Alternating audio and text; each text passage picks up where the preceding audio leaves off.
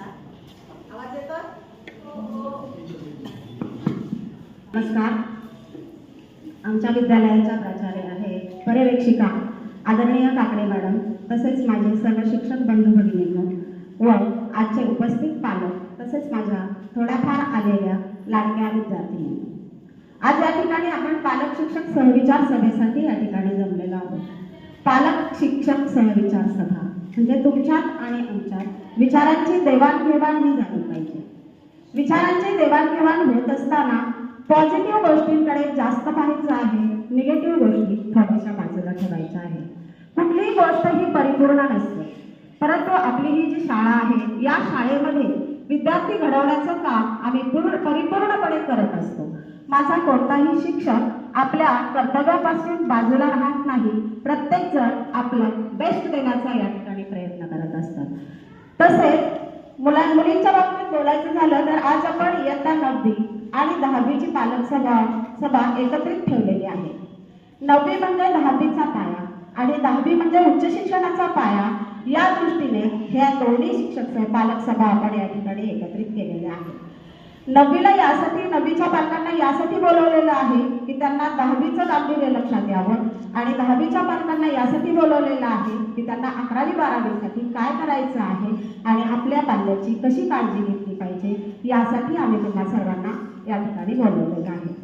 काय होतं माहिती का, ज्यांच्यासाठी पालक सभा ठेवलेली असते ते पालक कधीच येत नाही. आम्हाला बोलायचं असतं ज्या मुली सतत गैरहजर असतात, ज्या मुली लक्ष देत नाहीत, ज्या मुली अभ्यासात कच्च्या असतात, अशा पालकांशी आम्हाला जास्तीत जास्त संवाद साधायचा असतो. परंतु मला वाटतं या ठिकाणी आलेले पालक आहेत हे सिन्सिअर पालक आहेत की ज्यांच्या मुली खूप छान आहेत, बरोबर ना? आणि ह्या सगळ्या छान असलेल्या मुली आपल्या पालकांना म्हणतात. तेच पालक, जे पालक दक्ष आहेत तेच पालक आपल्या पाल्यासाठी किमान वर्षातले 2 वेळा 2 तास देऊ शकतात. का बरं देऊ शकत नाही? प्रत्येकाचं आद्य कर्तव्य आहे की आपल्या मुलीसाठी आपण 2 तास दिलेच पाहिजे. हेच जर तुमची मुलगी सुटामुटा टायमध्ये असती आणि तुम्हाला त्या शाळेमध्ये बोलवलं असतं तर तुम्ही उठत पळत सगळी कामं बाजूला ठेवून तुम्ही त्या शाळेमध्ये गेला असाल. ठीक आहे ना, आमची परिस्थिती गरीब आहे, आमची मुलं गरीब आहेत म्हणून आमच्या मुलांसाठी तुम्ही वेळ द्यायचा नाही का? माझा प्रश्न आहे तुम्हाला, बरोबर आहे की नाही? की जर तुम्हाला त्या मुलीच्या तिकडच्या शाळांमध्ये जर बोलवलं तर तुम्ही ताबडतोब गेला असतात. परंतु आपली शाळा ही तळागाळातल्या विद्यार्थ्यांसाठी आहे. सगळे हवं करून कामगारांच्या मुलं आमच्याकडे आहेत, शेतकऱ्यांची आहे, इतर वर्गातली मुलं आहेत. त्यामुळे प्रत्येकाने आपल्या पाल्यासाठी वेळ देणं हे गरजेचं आहे. ठीक आहे, तुम्ही आलात, तुमचं खूप खूप कौतुक. परंतु जे आले नाहीत त्यांच्यासाठी हे मी आता बोललेलं आहे. पहा, जेव्हा आपण आपल्या पाल्याला शाळेमध्ये पाठवतो, आपण जर एखादा कार्यक्रम असेल किंवा एखाद्या ठिकाणी जायचं असेल तर आपण स्वतःला आरशामध्ये पाहतो. लेडीजची तर सवय आहे की आपण आरशामध्ये पाहतो की मी कशी दिसते, हे की नाही, की मी कशी दिसते. मग माझी मुलगी शाळेमध्ये जात असताना ती कशी दिसते हे मम्मीचं पाहणं गरजेचं आहे, बरोबर आहे ना? यात काही वावगं आहे का? की तिने व्यवस्थित ओढणी घेतली आहे का, तिने व्यवस्थित पॅन्ट घातली आहे का, तिची पॅन्ट आपरी झाली आहे का, ती पुढच्या वर्गात गेलेली आहे, तिला आपण नवीन ड्रेस घेणं गरजेचं आहे का? या सगळ्या गोष्टी आपल्या मम्मीच्या नजरेतून सुटल्या नाही आणि त्या आमच्या नजरेतून सुटत नाही. तुमची मुलगी कमी, शाळेमध्ये आल्यावर ती आमची जास्त असते. अशी आम्ही तुमच्या मुलींची काळजी घेत असतो. माझ्या शाळेमध्ये आल्यानंतर कोणत्याही मुलीची काळजी अजिबात करायची नाही. तुमची मुलगी या ठिकाणी पूर्णपणे सुरक्षित असेल याची मी हमी तुम्हाला देत आहे. अजिबात मुलीची काळजी करायची नाही. परंतु सध्याचं जग आपण पाहतोय, सध्याची परिस्थिती आपण पाहत आहोत की वेगवेगळ्या घटना आपल्या शहरामध्ये, आपल्या देशामध्ये, आपल्या महाराष्ट्रामध्ये घडत आहेत. आपण जर मोबाईल बाजूला ठेवून, सिरियल बाजूला ठेवून आपण जर बातम्या पाहिल्या तर आपल्याला एका दिवसामध्ये सुद्धा आपल्याला आढावा घेता येईल की जगामध्ये काय चाललेलं आहे. मुलींच्या सुरक्षिततेचा प्रश्न उपस्थित झालेला आहे. तुम्हाला माहितीच आहे की मुली आपल्या सुरक्षित कशा राहतील, आपल्या मुली शाळेतून बाहेर कशा गेल्यानंतर त्या आपल्याला घरी सुरक्षित येणं ही सुद्धा खूप मोठी आपली जबाबदारी आहे. त्यासाठी ही जबाबदारी आपण पेलत असताना शिक्षक तर तेवढे जबाबदार आहोतच, परंतु पालक या नात्याने आपण सुद्धा आपल्या मुलीची जबाबदारी घेणं गरजेचं आहे. मुली आता मोठ्या होऊ लागल्या, 9वी 10वीच्या मुली म्हणजे त्यांचं वाढतं वय आहे, त्यांना अल्लड आहेत, त्या अगदी काय त्या प्रौढ झालेल्या नाही. 12वी नंतर मुलींना सगळं काही कळायला लागतं. परंतु हल्लीच्या जगामध्ये कमी वयामध्ये मुली मोठ्या झालेल्या आहेत. कशामुळे? तर ही जी साधनं आहेत, ऑडिओ व्हिडिओ ही सगळी जी आहेत, मोबाईल आहे, इंस्टाग्राम आहे, व्हॉट्सअप आहे, आपल्याला एवढं नॉलेज नाही, एवढं नॉलेज त्या मुलींना आहे. हे तुम्हालाही माहिती आहे, मी वेगळं काही सांगायची गरज नाही. आणि याचा दुरुपयोग आपली मुलगी तर करत नाही ना, याकडे तुमचं बघणं काम आहे. शाळेमध्ये आल्यानंतर तिच्याकडे मोबाईल नसतो, तिच्याकडे फक्त तिचं तोंड भांडवल असतं, आहे की नाही? ती काय करते? फक्त मधल्या सुट्टीमध्ये मैत्रिणींशी बोलते. परंतु घरी आल्यानंतर आपली मुलगी काय करते? आपल्या मुलीची मैत्रीण कोण आहे, ती कोणाबरोबर येते, कोणाबरोबर जाते, ती कशा प्रकारच्या गप्पा मारते.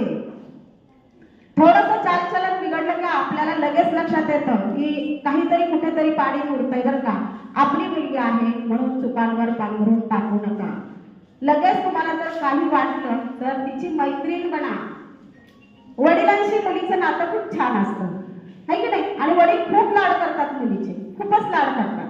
म्हणजे वडील म्हणजे तिला अगदी खूप फ्रँकली ती आईपेक्षाही जास्त बोलते. वडिलांनी मुलीशी खूप फ्रँकली वागा. तिच्या मनात काय आहे, तिचं काय चाललंय, मुलगी वयात येत आहे, तिचं व्यवस्थित चाललंय का, थोडंसं कधीतरी बोल. मुलांची बसा त्यांच्याजवळ. शाळेमधून आल्यानंतर लगेच तिला विचारू नका, आज यांनी काय शिकवलं, त्याने काय शिकवलं, त्याने काय शिकवलं. अजिबात नाही. तिला जरा छान बसू द्या, तिच्याकडून काम करून घ्या, 1 तासभर काम करून घ्या. तुम्ही सिरियल कमी करा, तुम्ही टीव्ही बंद करा, म्हणजे ती टीव्ही बघणार नाही. काही गोष्टींचं बंधन आहे आपण आपल्यावर घातलं तर आपल्या मुलीवर आपसुकच ते बंधन आहे. 1 तासभर, संध्याकाळी 1 तास पण नको, 10 मिनिट बसा आणि तिच्यासोबत बसून तिला विचारा की काय ग, आज काय काय केलं शाळेमध्ये. आजच प्रयोग करून बघा. आज आता सगळं म्हणजे आनंददायी शनिवार असल्यामुळे आमचे सकाळी 9:30 पर्यंत वेगवेगळे कार्यक्रम असतात. 5वी ते 8वी साठी 9वी 10वीच्या मुलींचे क्लासेस चालू होते. कालचा विचारा की काल काय झालं, तुला समजतं का, तुला कोण कसं शिकवतं, शिकवलेलं समजतं का. मग घरी आल्यावर वेगळा अभ्यास देण्याची गरज नाही. अभ्यास कोणाला दिला जातो? छोट्या मुलींना अभ्यास 5वी ते 8वीच्या लिहून दिला जातो फळ्यावरती की आज हा अभ्यास करा. ती छोटी मुलं असतात. 9वी 10वीच्या मुली आता अशा झालेल्या आहे की त्या सेल्फ स्टडी करू शकतात. जो अभ्यास शाळेमध्ये झालेला आहे तोच अभ्यास त्यांनी करायचा आहे. त्यामुळं त्यांना वेगळा अभ्यास देण्याची गरज नाही. त्यामुळे पहिल्या डोक्यातून काढून टाका की शाळेमध्ये होमवर्क दिला जात नाही. शाळेमध्ये जो होमवर्क आहे तो असा अनपेक्षितपणे आणि तो करायचाच असतो मुलींनी, त्यांना वेगळं सांगायची गरज नाही. इयत्ता 10वीच्या मुलींनी तर पुस्तक वाचायचं असतं. हे मी त्यांना 9वीतच सांगितलंय की मराठीचं पुस्तक आहे ना, तुम्ही मे महिन्यातच वाचा. मी 9वीत सांगितलं होतं त्यांना. संस्कृत कळलं नाही ना, 8वीला संस्कृत आहे. संस्कृत हा स्कोरिंगचा विषय आहे, म्हणजे पैकीच्या पैकी मार्क्स हे आपल्याला संस्कृतमध्ये पडू शकतात. त्यामुळं त्यांची पर्सेंटेज 10वीच्या दृष्टीने, बोर्डाच्या दृष्टीने वाढतात. त्यामुळं ते वाचन करा, लेखन करा. आता हा जो अभ्यासक्रम आहे, हा अभ्यासक्रमाचंच नाव आहे कृतीयुक्त शिक्षण.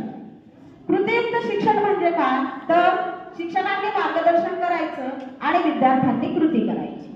इतकं सोपं आहे. आमच्या वेळेला जे होत्या त्या प्रश्नपत्रिका होत्या, आता ज्या आहेत त्या कृतीपत्रिका आहे. त्यामध्ये कृती दिली जाते आणि त्या कृतींचं तिथे असलेल्या पॅरेग्राफमध्ये वाचून त्याची उत्तरं त्या ठिकाणी लिहायची असतात. असा अभ्यास होता का आपल्या वेळी? माझेही काही स्टुडंट असतील या ठिकाणी, काहींना मी सुद्धा शिकवलं असेल. म्हणजे अभ्यासाचं स्वरूप हे पूर्ण बदललेलं आहे. आणि अभ्यास जरी बदललेला असला तरी अभ्यास असा झालेला आहे की विद्यार्थ्यांच्या बुद्धीला चालना या ठिकाणी मिळते आणि त्याने स्वतःहून ते करायचं आहे. पुढे जाऊन ही पद्धत उच्च शिक्षणापर्यंतही चालणार आहे. अगदी मेडिकल लेवल पर्यंत ही पद्धत सुरू होणार आहे. त्यामुळे आता हा जो आहे हा त्यांचा पाया आहे. आत्ताच जर त्या वाचन करून उत्तरं लिहायला शिकला तर नक्कीच त्यांना त्याचा फायदा होणार.